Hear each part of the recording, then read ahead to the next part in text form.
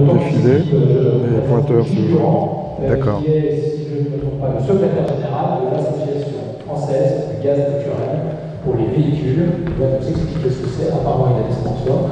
Et je vous laisse la parole. Bonjour, je suis très heureux d'être ici aujourd'hui.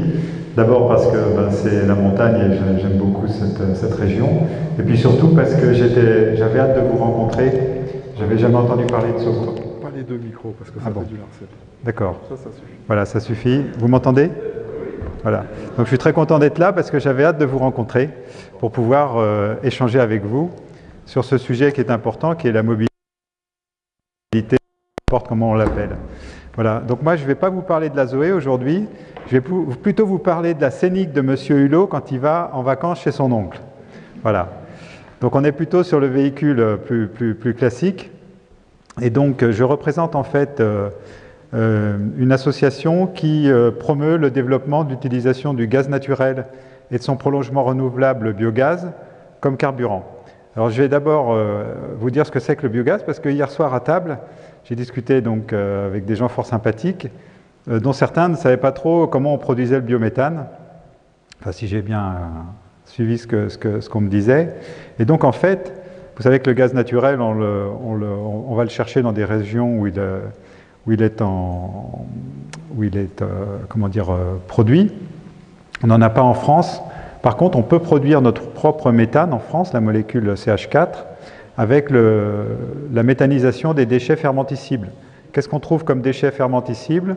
On trouve les déchets de l'agriculture.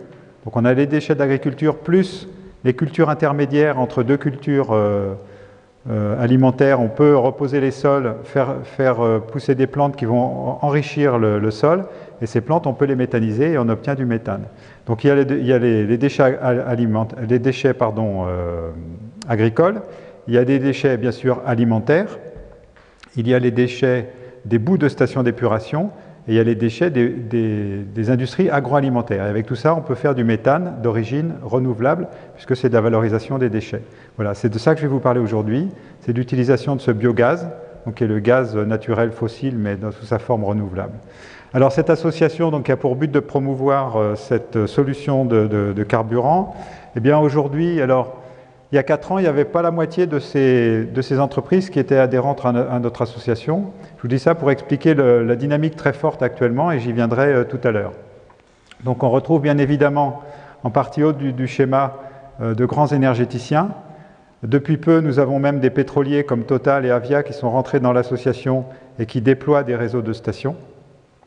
Parce que c'est une solution qui, comme l'électrique en fait, qui est une solution assez récente, nécessite en fait des stations d'avitaillement, et il y en a très peu. C'est ce qui est aujourd'hui en fait un marqueur très fort du développement de l'association et de cette solution. Nous avons également un certain nombre de constructeurs de véhicules, plutôt des constructeurs de véhicules lourds, parce que c'est une solution qui s'est développée il y a une dizaine d'années sur les bus et les bennes à ordures ménagères. Par exemple, il faut savoir que 80% des bennes à ordures de la ville de Paris fonctionnent au gaz. Des villes comme Grenoble,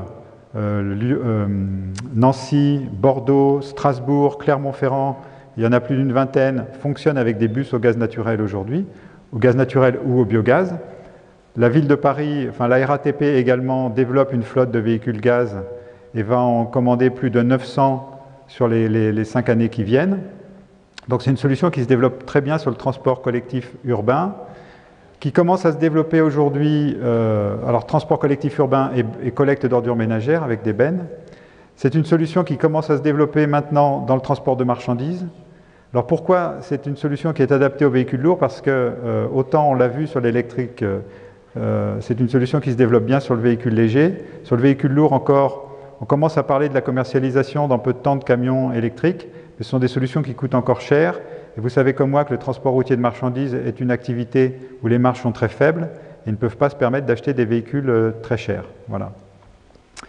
Donc après les constructeurs de véhicules que je ne vais pas citer, nous avons des centres de recherche et développement, donc notamment l'IFPEN Énergie Nouvelle qui travaille beaucoup sur ces sujets du gaz, mais pas que, hein, ils travaillent également sur l'électricité. En tout cas, ils sont même au conseil d'administration de notre association. Nous avons ensuite des équipementiers de l'industrie gazière donc qui conçoivent soit les réservoirs pour les voitures, enfin pour les véhicules, soit les stations de distribution du carburant. Et puis nous avons un certain nombre de collectivités locales. Nous avons la ville de Paris, Lille. Nous avons des syndicats d'énergie comme le syndicat d'Île-de-France.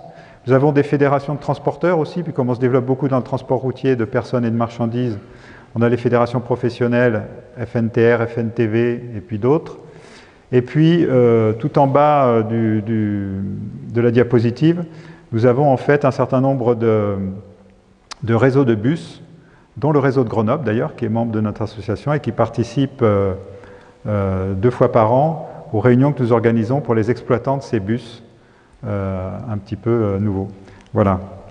Donc ça, c'est pour la présentation de l'association. Donc là, je vous ai mis au-dessus, en fait, le développement en termes d'immatriculation des véhicules. Alors, vous voyez, sur les véhicules légers, là, c'est en régression. Je vous expliquerai pourquoi.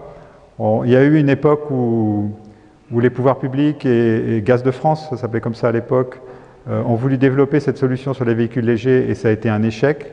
Il y a eu des projets en fait, de petites recharges à domicile chez les particuliers qui avaient des pavillons pour pouvoir se recharger leur véhicule au gaz. Ça n'a pas fonctionné parce qu'il fallait en complément avoir des stations publiques, parce que si on n'a qu'une station chez soi, c'est un peu la chef de M. Seguin, on peut tourner autour de chez soi, mais on ne peut pas aller ailleurs. Voilà. Donc c'est ce qui a fait que cette solution n'a pas perduré. Donc les immatriculations baissent régulièrement. L'utilitaire léger, c'est une solution qui commence à se développer. Si je prends par exemple l'exemple de la Poste a une logique de logistique urbaine extrêmement élaborée et utilise à la fois des véhicules électriques et des véhicules gaz. L'intérêt du véhicule électrique, l'intérêt économique, c'est qu'il faut faire des kilomètres. Plus on fait de kilomètres, plus on gagne d'argent, puisqu'on amortit le véhicule sur le prix de l'essence, sur le prix du carburant qui est moins cher. Et quand la Poste a des véhicules utilitaires qui font peu de kilomètres, ils choisissent plutôt le gaz, parce que le véhicule gaz est moins cher, et même si le carburant est un peu plus cher que l'électrique, eh bien ça compense. Voilà. Donc il y a des choix économiques qui sont faits par ces entreprises, et c'est pour ça qu'on voit que l'utilitaire se développe un petit peu, notamment dans les grandes villes. Sur le transport de marchandises, c'est ce que je vous disais, vous voyez, entre 2014 et 2018, plus 800% d'augmentation du nombre d'immatriculations. Ça va extrêmement vite. Chaque année, il y a des nouveaux modèles de camions qui sortent au gaz, et on sent vraiment que c'est le sujet sur lequel le carburant gaz naturel et le biogaz ont vraiment du sens. Et alors pourquoi? Parce que lorsqu'on est au gaz naturel par rapport au carburant classique, on émet très peu de particules, on en émet un tout petit peu, mais très peu, ce qui est différent des véhicules diesel, et on sait tous que les camions ne fonctionnent aujourd'hui qu'au diesel. Donc ça permet de réduire les émissions de particules, les émissions d'oxyde d'azote également, on les divise par 2 par rapport à un moteur diesel. Et quand on passe au carburant renouvelable, on baisse de 80% les émissions de CO2. Donc on a une solution qui est économiquement intéressante, et qui permet de réduire notablement la pollution locale, donc particules, oxyde d'azote, et la pollution globale, le CO2. Ensuite, les bennes ordures ménagères, donc ça c'est un marché aussi qui se développe aussi dans les collectivités locales. Pour la même raison, une benne à ordures électrique, il y en a à Neuilly-sur-Seine, qui est une commune très pauvre, n'est-ce pas, fonctionne avec des bennes à ordures électriques. Mais le coût de collecte est 30% plus cher, donc il faut avoir les moyens d'utiliser ces bennes à ordures. Voilà. C'est pour ça que le gaz et le biogaz sont des solutions intéressantes c'est le low cost en fait du développement durable, le gaz et le biogaz. Voilà. Et puis dans les autres, on a une augmentation assez forte aussi, notamment dans les cars interurbains, parce que là aussi l'électrique a du mal à se positionner parce qu'il faut de l'autonomie. On voit aujourd'hui dans les autobus en ville, des bus électriques, et c'est une très bonne solution, quand on a des parcours de l'ordre de moins de 200 km.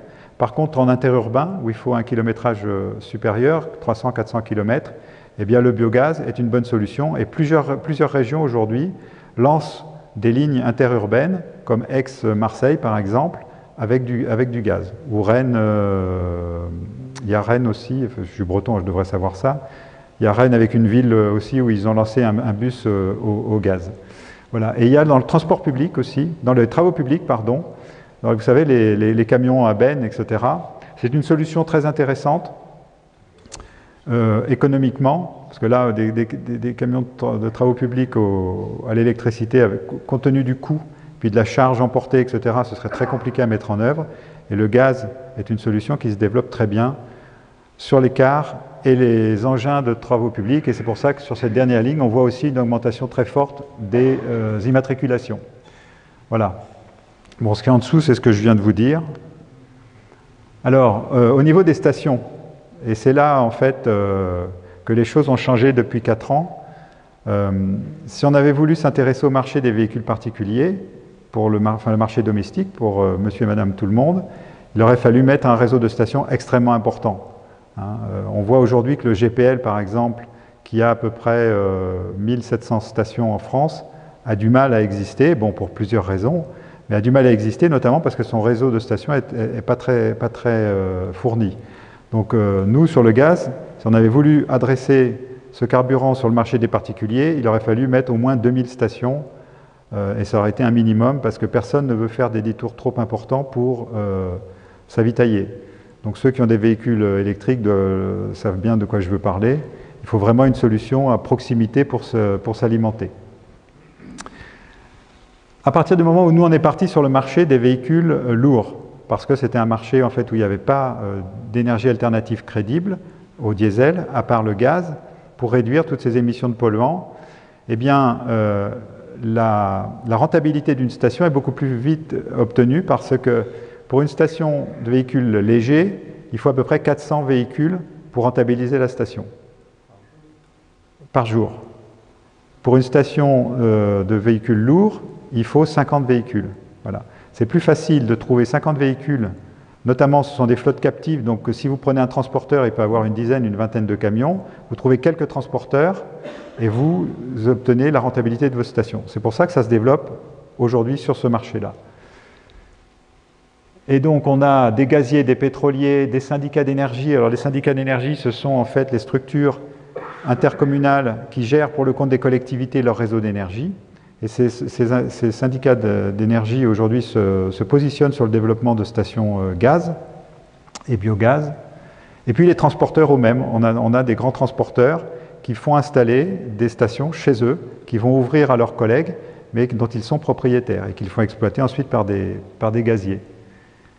Dans les stations, donc, nous avons des stations GNV dans les zones logistiques. Donc c'est par exemple, on a beaucoup de grands distributeurs comme Carrefour, Auchan, Casino, qui ont imposé à leurs transporteurs de passer au gaz ou au biogaz. Eux, leur problème, c'est d'améliorer leur image auprès de leurs clients. Donc ils disent, nous on roule propre, parce qu'on roule au gaz ou au biogaz. Vous verrez, les camions Carrefour roulent en France à 100% biogaz. Vous pouvez regarder, c'est marqué sur les camions. Pour eux, c'est du marketing. Par contre, ils imposent ça à leurs transporteurs. Par contre, quand ils viennent voir les énergéticiens, eux, ils ont un pouvoir de conviction très fort sur leurs transporteurs. C'est soit tu gardes le contrat, soit tu le perds. Et donc, ça permet de mobiliser des flottes importantes de camions pour rentabiliser des stations. Ceci étant, il y a un intérêt pour les transporteurs à faire ça, parce que ce que je ne savais pas, moi je ne suis pas du monde du transport, lorsqu'un transporteur a un contrat avec un grand distributeur, c'est pour 1 an, renouvelable chaque année. Donc il a une épée de Damoclès quand même assez lourde au-dessus de la tête. Quand il passe au gaz, comme les véhicules sont un petit peu plus chers, comme la solution aujourd'hui est un peu nouvelle, eh bien le contrat passe de 1 an à 6 ans. Donc tout le monde y trouve son intérêt. Voilà. Ce qui fait que cette solution plaît beaucoup à la fois aux chargeurs, à la fois aux transporteurs. Et à la fois aux gaziers parce qu'ils rentabilisent, pas assez vite parce que s'ils étaient là, ils me contrediraient, mais ils partent sur des durées de retour sur investissement de l'ordre de 7 à 10 ans. Voilà. Donc on a 2 types de stations. Alors comme sur l'électrique, on a des stations en recharge rapide ou en recharge lente. Donc pour le gaz sous la forme comprimée, c'est-à-dire qu'on comprime à 200 bars dans les réservoirs des véhicules pour en mettre une certaine quantité. Et donc là, on peut être en charge rapide ou en charge lente. Donc c'est comme l'électrique, je pense, la charge rapide coûte plus cher que la charge lente au niveau de l'installation, de l'infrastructure. Et puis on a des nouvelles stations qui sont des stations gaz naturel liquéfié comprimé. C'est-à-dire que le gaz il y a à peu près 20% du gaz qui est importé en France, qui arrive par voie maritime, qui est liquéfié dans des bateaux, et il est ensuite regazéifié et injecté dans les réseaux. Depuis 4 ans, on garde une partie de ce gaz liquide, et on le transporte dans des citernes cryogéniques à moins 180 degrés, moins 160 degrés, pardon. Et puis on peut l'amener dans des stations. Alors j'en ai pas mis, il y en a une en bas mais on ne voit pas, avec des grands réservoirs. Et donc on verse le gaz liquide dans ces grands réservoirs. Et ensuite ce gaz liquide, on peut soit le mettre dans les véhicules, dans les camions, sous forme liquide. Donc là on gagne 3 fois plus d'énergie que sous forme comprimée, c'est pour le même volume de réservoir. Ou soit on peut le mettre sous forme comprimée pour les véhicules qui roulent au gaz comprimé. Voilà. Donc on a ces 2 types de stations.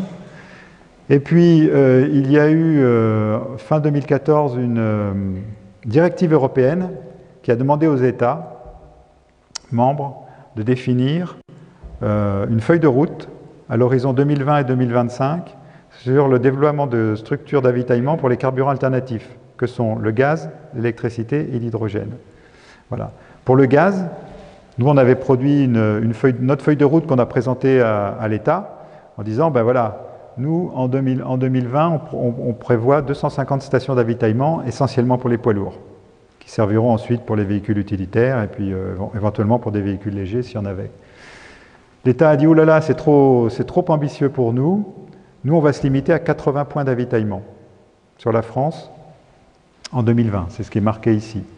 Et puis pour 2025, 115 points d'avitaillement en gaz naturel comprimé et 25 points d'avitaillement en gaz naturel liquéfié, ce que je vous ai expliqué tout à l'heure, les grands réservoirs en gaz liquide.